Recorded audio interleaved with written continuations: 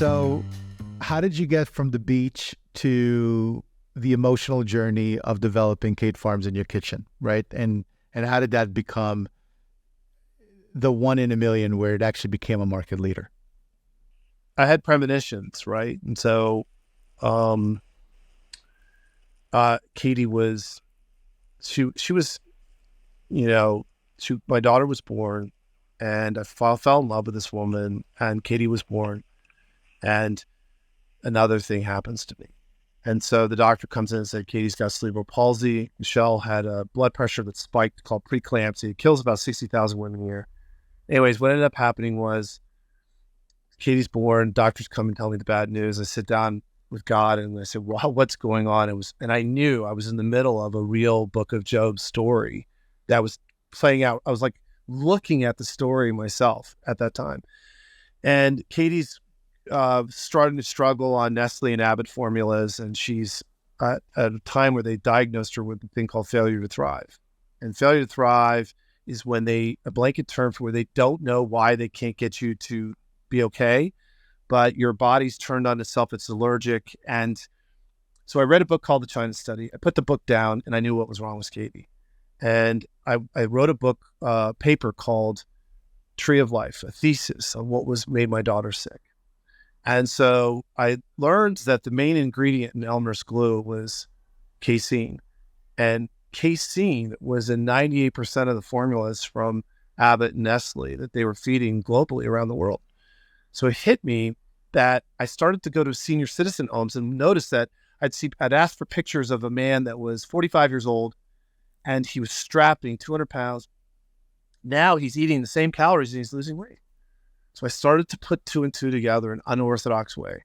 I started to see that Katie's on a 4,000 calorie a day diet. She's 15 pounds and she can't gain weight. That means there's absorption problems. That means that the body turns itself into this casein, glues the stomach almost, and turns the ability to absorb these nutrients goes away. And then they start to produce all these other symptoms. And then I noticed that a lot of the symptoms that were created, they had other products to treat those symptoms. So Kate's on 10 medications, 15 pounds, 5 years old.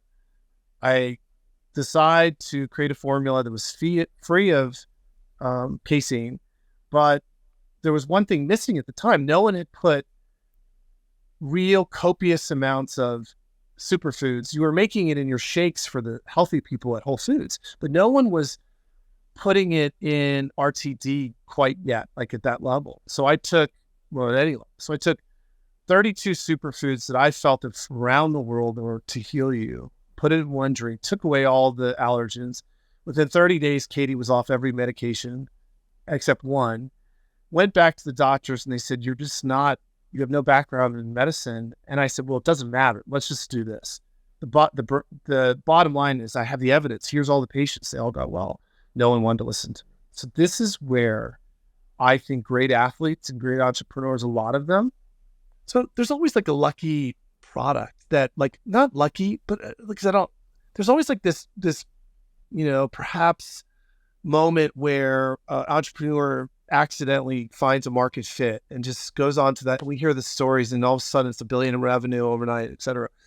But a lot of times the great innovations come from what you said in the beginning of this podcast, people with chips on their shoulder, people that have a lot of trauma, have a lot of things, and they refuse to quit and they're angry, right? So Kate Farms is a love story, but it's really an anger story.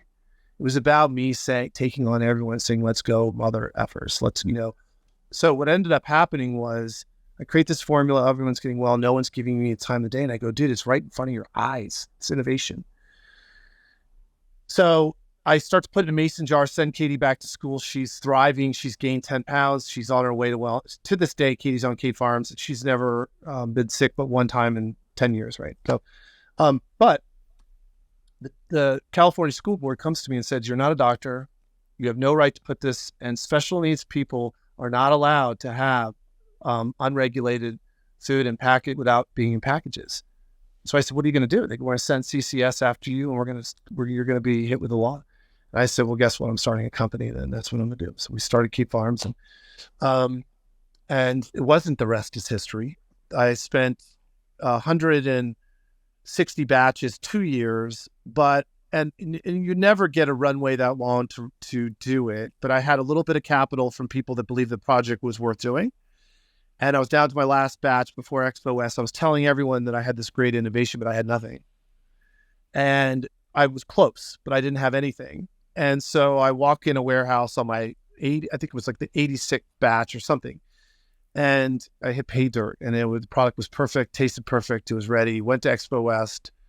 We were up for the Next D Award, and then ran into massive problems in there. And then ultimately we made the big pivot to medical, because that's where my customers really existed. They needed it the most. The yoga moms, they were complaining that it was a high carbohydrate, high sugar product. It was at maximum, Kate Farms would have been a $50 million business. But to become the unicorn we went to medical.